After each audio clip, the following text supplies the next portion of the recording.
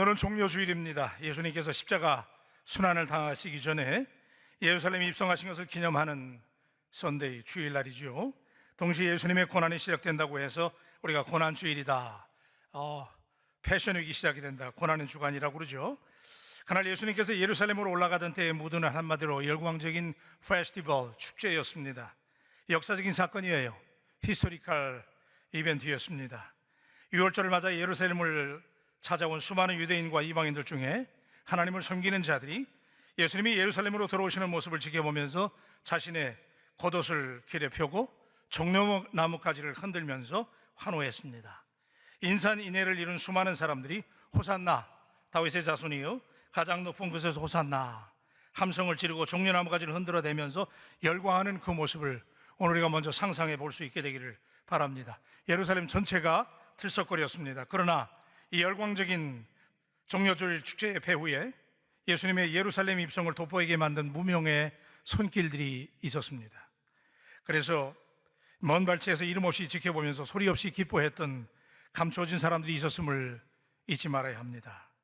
그래서 축제의 이미지 뒤에 감추어진 우리가 결코 잊어서는 안 될 이 종려주일의 비하인드 스토리, 감추어진 이야기를 들어보려고 합니다.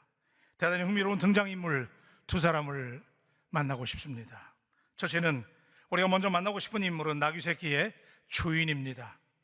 오늘 본문의 말씀은 예수님께서 십자가를 지시기 위해서 예루살렘에 입성하신 마지막 한 주간, 그 중에서도 첫날에 해당하는 상황을 묘사한 스토리입니다. 세상을 구원하시기 위해서 이 땅에 오신 하나님의 아들 예수님은 세간의 예상과는 다르게 개선 장군처럼 입성하지 않으시고 제자로 보이는 몇몇의 초라한 사람들과 함께 작은 나귀 새끼를 타고 예루살렘으로 들어오셨어요. 이 저자 마태의 진술은 예수님이 예언의 말씀을 이루시고자 예루살렘에 입성하시기 전에 제자들에게 마을에 내려가면 아무도 타지 않았던 나귀 새끼가 메어 있을 것인데 그것을 끌고 오라고 지시하는 내용으로 시작을 합니다. 그래서 예수님이 가르쳐 주신 그대로 죽어 쓰시겠다라고 얘기했더니 신기하게도 정말 그 나귀의 주인은 아무 말도 하지 않고 순수하게 자신의 나귀 새끼를 내어 주었다라는 내용이 오늘 본문의 내용이에요.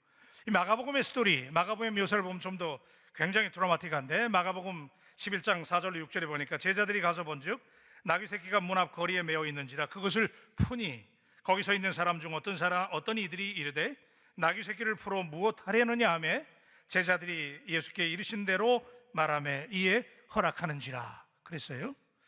그래서 예수님은 제자들이 끌고 온 나귀 새끼를 타신 다음 군중들의 호산나 찬송을 받으면서 종려나무와 겉옷을 깔아놓은 길이를 지나서 예루살렘에 입성하셨어요. 그리고 마지막에 한 주간을 시작하십니다.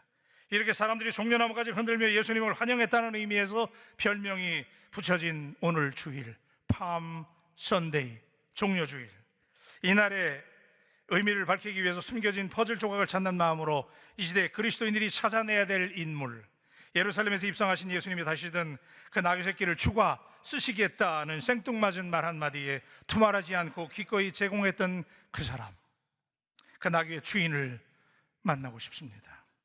그런데 유감스럽게도 그에 대한 별다른 인포메이션이 성경에 주어져 있지 않습니다. 그가 누구인지 전혀 그의 이름을 찾을 수가 없습니다. 예수님께서 나귀 새끼를 타시고 예루살렘에 들어가신 것은 사복음에 다 기록될 만큼 대단히 중요한 사건입니다. 하나님의 아들 예수님께서 인류를 구원하시기 위해서 십자가를 지시려는 그 마지막 한 주간의 시작을 알리는 대단히 중요한 사건인데 주목할 만한 사건이에요. 그도 그럴 것이 나사렛의 한 젊은이가 자신이 하나님의 아들이라고 선언하면서 몇몇의 제자들을 귀합하고 이곳저곳 이스라엘 전역을 다니면서 기이한 행적을 일삼았습니다. 가는 곳마다 신기한 일들이 발생했습니다. 각종 병자들이 고침을 받았습니다. 심지어는 죽었던 한 젊은이 나사로를 살려냈다고 하는 소문이 이스라엘 전역에 삽시간에 확산됐어요. 수많은 무리들이 그를 따랐습니다. 이제 예수라고 하는 이 젊은이는 이스라엘 백성들이 로마에서 해방시켜줄 그들이 오랫동안 기다려왔던 메시아로 주목을 받게 됐습니다. 그래서 이스라엘 최대의 명절인 6월절에 예루살렘에 모인 수많은 사람들이 이 예수라는 젊은이가 예루살렘에 입성하게 되자 대대적으로 환호하며 열광했어요. 메시아가 오신다는 거예요. 우리를 구원해 주실 메시아라는 거예요. 그렇습니다. 이미 충분히 알려질 만큼 알려진 슈퍼스타 지저스 크라이스트, 예수 그리스도. 그래서 그의 제자와 그를 따르는 사람들 사이에서는 그를 따라다니면 충분히 권력을 잡을 수 있겠다고 그래서 다툼까지 일어날 정도였어요. 대부분의 이스라엘 사람들은 다 이 젊은이가 예수가 유대인의 왕이 되리라고 하는 기대감에 젖어 있었어요. 그래서 이날 예수님이 최후의 예루살렘 입성 장면에서 그들이 격정적으로 환호할 수밖에 없었던 이유를 충분히 짐작할 수 있습니다. 자, 여러분, 이쯤 되면 슈퍼스타, 어쩌면 유대인들의 새로운 왕이 될지도 모를 사람이 예루살렘에 타고 들어갈 나귀를 구한다? 메시아가 오신다. 그 메시아가 타고 예루살렘 성에 들어갈 나귀를 구한다. 수많은 팬들이 열광하는 그 자리에 슈퍼스타가 사용할 나귀라면 나귀 새끼의 주인의 입장에서는 일생일대의 최고의 기회를 잡은 것입니다. 왕이 될지도 모를 인물이 사용할 나귀였습니다. 나귀 새끼 아무를 기증함으로써 그는 확실하게 출세할 수 있는 계산을 충분히 해야 되는 상황입니다.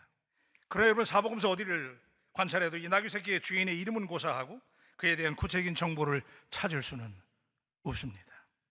다만 나귀 새끼의 주인이라고만 표현하고 있음을 주목해야 합니다. 대부분의 사람들은 조그만 일을 하고도 자기의 이름을 드러내기를 좋아합니다. 참된 신앙은, 여러분, 오늘 우리가 믿는 이 참된 신앙은 은밀한 중에 보시는 하나님 앞에 이름도 없이 빛도 없이 섬기는 게 오늘 크리스천 페이스, 우리의 믿음인 줄로 믿습니다. 게다가 나귀는 그 당시 고대 근동에서 아주 유용한 이동수단이었고 그래서 중요한 재산 목록 가운데 하나였어요. 우리가 이 사실을 기억한다면 나귀의 주인이 주님으로 알려진 예수님에 대한 막연한 기대감을 넘어서서 그냥 예수님이 메시아다, 그냥 예수님이 유명한 사람이다, 이걸 넘어서서 어떤 특별한 신앙심을 가지고 있다고 판단해야 합니다. 그래서 그는 주가 쓰시겠다는 생뚱맞은 제안에 묻지도 따지지 않고 자신이 길러왔던 나귀를 기꺼이 주님 앞에 드릴 수가 있었습니다. 대부분의 주행가들은 이 나귀의 주인은 주가 쓰시겠다라고 하는 그 말을 조건을 달지 않고 받아들인 것을 보면서 그는 주인이 주님이 누구인지를 알고 믿는 자였다라고 하는데 의견의 일치를 보이고 있습니다. 따라서 그는 주님께 드리는 것에 충분한 의미를 알고 있는 사람일 가능성이 크다는 거예요. 그냥 예수님이 유명한 사람, 예수님이 그냥 대단한 사람, 그 정도가 아니라 주님이기 때문에, 하나님의 아들이기 때문에 그분에게 드리는 것의 의미를 알고 그에게 드리는 것이 얼마나 감사한 일이고 기쁜 일이고 고마운 일인지, 드린다는 것 자체가 기쁨이요 축복인 것을 알았던 사람이라는 거예요. 그래서 그는 주저하지 않고 주님을 위해서 자기의 큰 재산 나귀를 내어놓을 수 있었다는 거예요. 어디에 쓰실 건지, 어떻게 쓰실 것인지, 왜 하필이면 자기의 나귀 새끼여야 하는지를 그는 전혀 묻지 않았습니다. 오직 주님께서 쓰신다는 것, 그것만으로 행복했어요. 주님이 쓰실 수 있다는 그 사실만으로 그는 즐거워했어요. 주님 앞에 드릴 수 있는 것만으로 그는 감격하고 감사했어요. 오늘 사랑하는 바울 가족 여러분, 여러분에게 이 감격이 회복되기를 주님의 이름으로 축복합니다.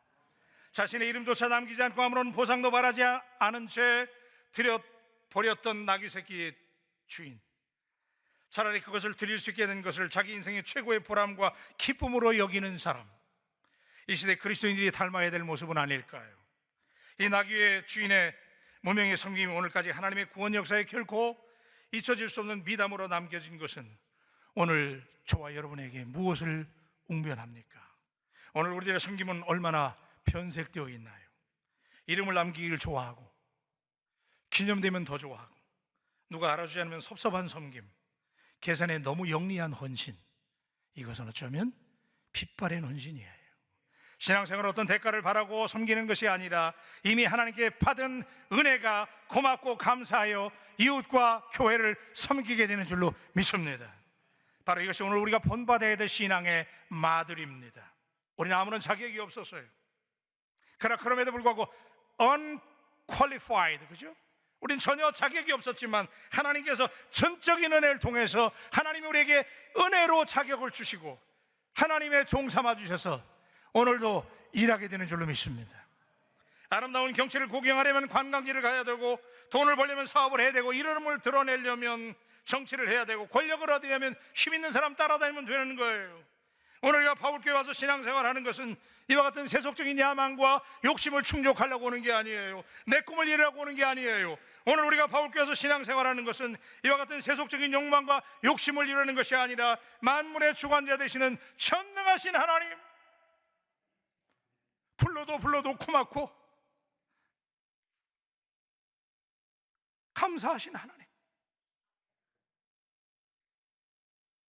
오늘 그분이 나를 불러주셔서 그 은혜에 고맙고 감격해서 하나님 앞에 봉사하고 헌신하고 주의 일을 하게 되는 줄로 믿습니다.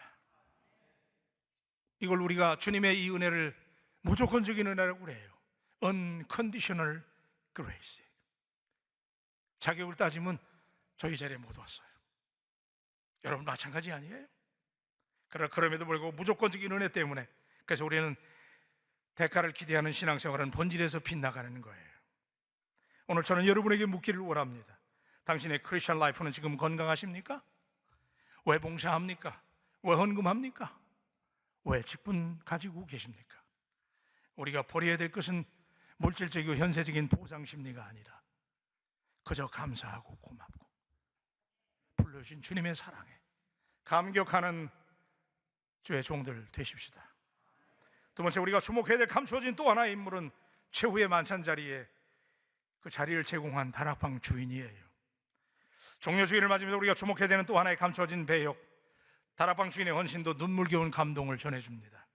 그는 주님의 마지막 식사 한 끼를 도운 사람이에요. 여러분, 밥 먹는 일 우습게 여기지 마세요. 우리가 옛날에 인사할 때 그랬잖아요. 밥 먹었나? 이러잖아요. 밥 먹는 거 대단히 중요한 일이잖아요. 이 밥 한 끼 만찬을 준비했다는 거 결코 가벼운 일이 아니죠. 옛날에 지금이나 밥 먹는 문제 대단히 중요해요. 게다가 예수님이 제자들과 유월절 식사, 지상에서 마지막으로 나누는 식사 자리를 위해서 다락방을 준비했다가 주님 앞에 드렸던 사람 기억한 적 있으세요? 그 다락방에 주님이 십자가에 달려 돌아가시기 마지막 전날, 그 성만찬 식사가 오늘까지 우리에게 성만찬으로 이어져 오잖아요. 그죠? 얼마나 위대한 식사였나요? 주님 그 마지막 지상에서 하셨던 밥상, 그 자리, 그 공간, 그걸 내줬던 사람 기억한 적이 있나요? 왜 그래요? 그럼에도 그는 자신의 이름을 내거나 생색을 드러낸 적이 없었기 때문이죠. 마가복음 14장 12절로 15절 말씀, 굉장히 트라우마틱한 묘사예요. 무교절의 첫날 곧 유월절 양 잡는 날에 제자들이 예수께 여짜오되 우리가 어디로 가서 선생님께서 유월절 음식을 잡수시게 준비하기를 원하시나이까? 예수께서 제자 중에 둘을 보내시며 이르시되 성내로 들어가라.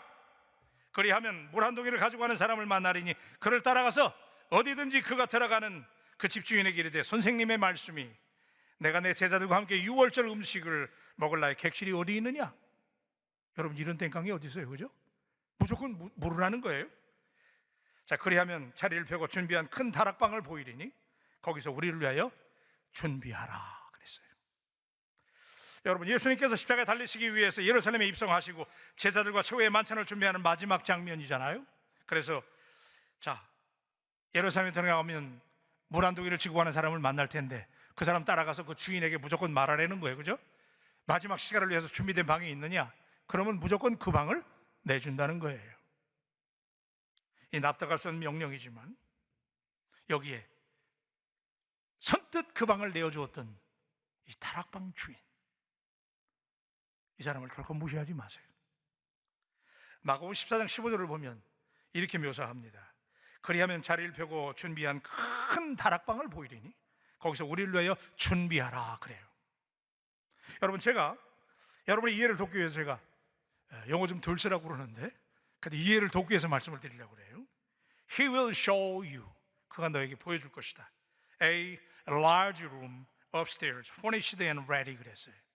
여러분, 이 사람이 우리말에는 그냥 큰 다락방이라고 그러니까 뭐 구석에 있는 방 하나 드린 걸로 오해하는데 여러분 들으셨지만 영어 성경에 보니까 A large room이라는 거예요. 근데 그 방은 어떤 방이냐? 가구가 정비되어 있고 준비된 방이에요. 감동 안 되세요? 그냥 허접스러운 방을 내달라고 그러니까 허접스러운 방을 그냥 드린 게 아니고 이 다락방 주인은 A large room이라는 거예요. 아주 큰 방을, 가구가 놓여 있고 준비된 방이라는 거예요. 다시 말하면 무슨 방이에요? 오늘 우리로 말하면 응접실이에요. 잘 시설된 응접실을 주님께 내어드리는 거예요. 보통 헌신이 아니에요. 그래서 그 다락방은 기독교 역사의 길이 남을 최후의 만찬 장소가 되었고 수많은 화가들이 그 다락방을 배경으로 해서 걸작들을 남길 수 있는 위대한 장소가 됐잖아요. 우리가 또 한번 놀라야 되는 것은 마태복음이든 마가복음이든 어디에도 이 다락방 주인에 대한 더 이상의 인포메이션은 없습니다. 그가 누군지, 왜 드렸는지 우리는 도무지 그의 인포메이션을 찾을 수가 없어요. 마태복음 26장 18절은 다시 한번 제가 여러분에게 읽어드리려고 그래요. 이르시되 성 안에 가서 이르되 선생님 말씀이 내 때가 가까이 왔으니 내 제자들과 함께 유월절을 내 집에서 지키겠다 하시더라 하라 그랬어요. Go into the city to a certain man and tell him 그랬어요. 제가 왜 그걸 읽어드린지 아세요? 여기 보니까 우리말에는 아무개, 한번 따라하세요. 아무개. 근데 영어 성경을 보니까 a certain man, 그냥 어떤 사람이에요. 어떤 사람. 시나무개, 기마무개, 파가무개, 이하무개가 아니고 a certain man이라는 거예요. 어떤 사람이라는 거예요. 여러분 어렵게 생각하지 마세요. 오늘 여러분들의 단어로 표현하면 아무개예요. 아무개. 성 안에 아무개에게 가서 말하라는 거예요. 성경 어디에도 그 이름이 없어요. 그냥 아무개라는 거예요. 그렇습니다. 오늘 이 땅에 하나님의 나라를 세워가는 헌신자들의 이름은 아무개가 되어야 될 줄로 믿습니다. 이름이 알려지지 않은 아무개들에 의해서 우리 바울교회는 오늘의 바울교회가 된 줄로 믿습니다. 오늘 세계적인 교회가 되어서 글로벌 드림과 킹덤 드림을 가지고 달려나갈 수 있는 이유는 여러분들이 아무개였기 때문에, 저는 앞으로 우리 바울교회 가운데 아무개들이 넘쳐나기를 주의 이름으로 축원합니다. 바로 이런 모습이 리얼 크리스천, 진짜 그리스도인 아니에요? 오늘 이 아무개를 비춰보면서 당신의 그림자는 도대체 어디 있는 거예요? 여러분, 우리 아무개가 되십시다.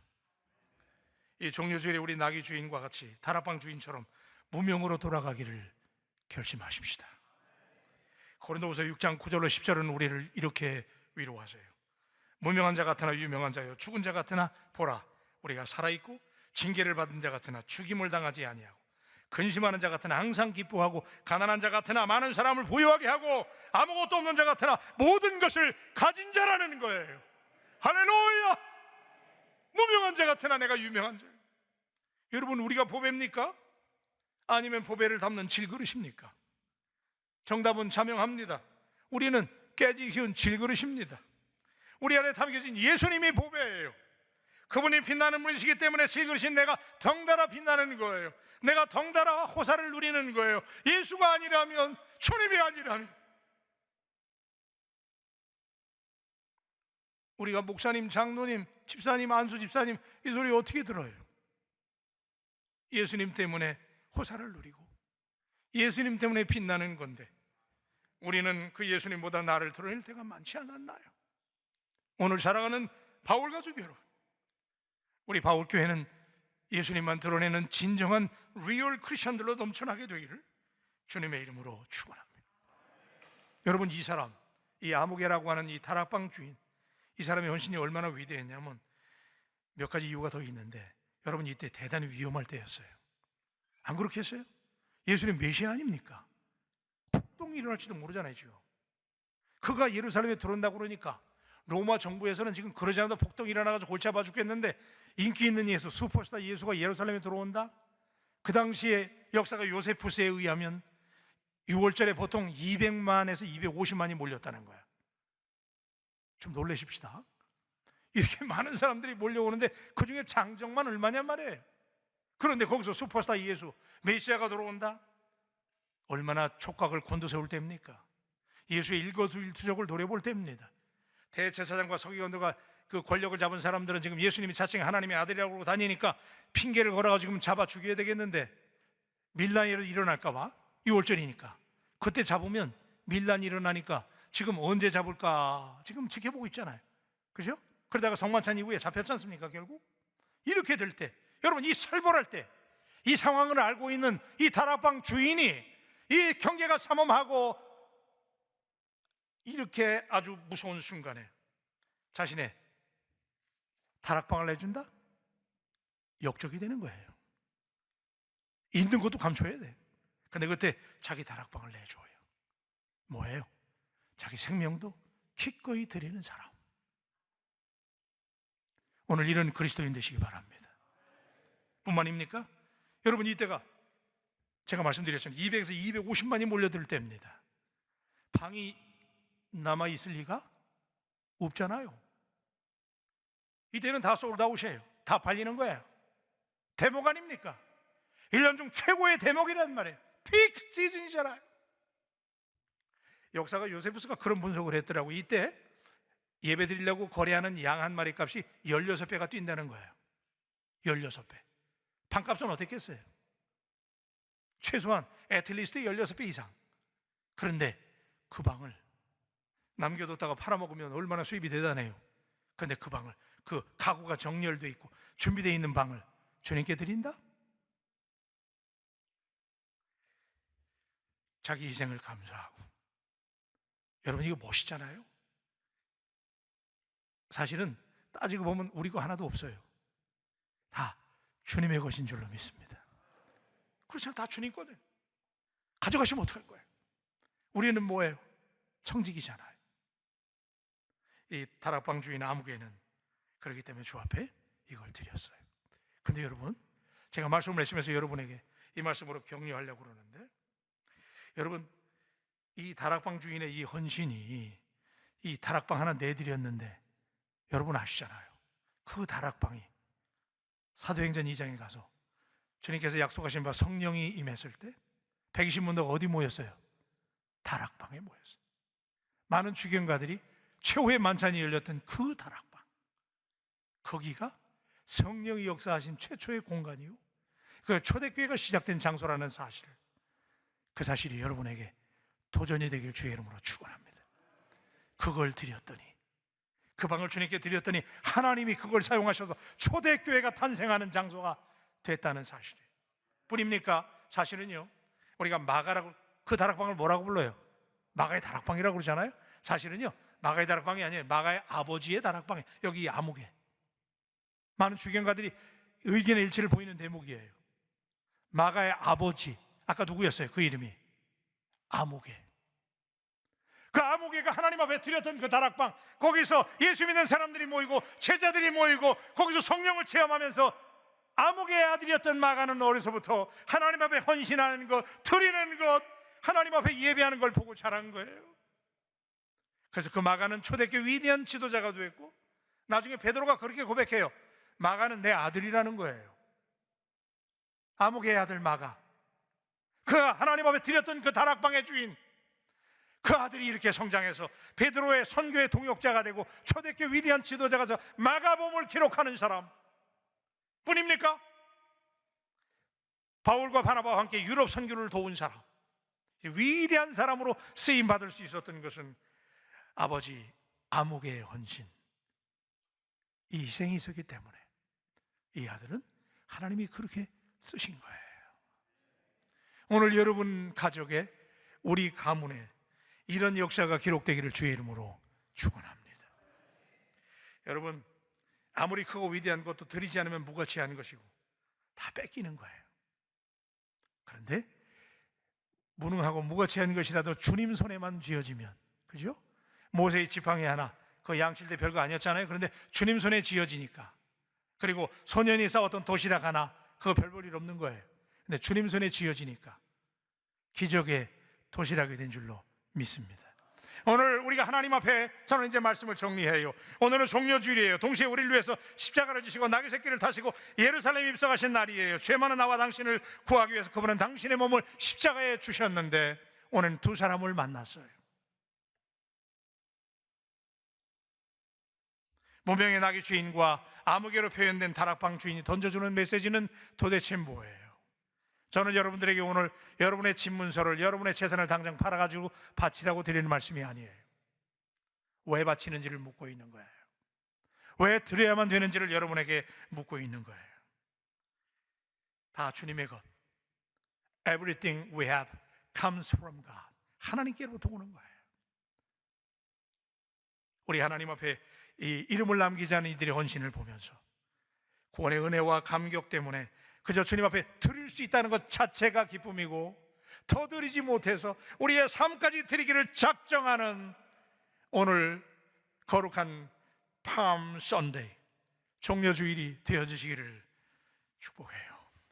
세상을 변화시키는 사람은 힘 있는 위대한 사람이 아니라 위대하신 하나님의 손에 붙들린 약한 사람이라는 것, 이 공간을 떠나기 전에 당신의 심장에 새기시기를 축복합니다. 생명의 말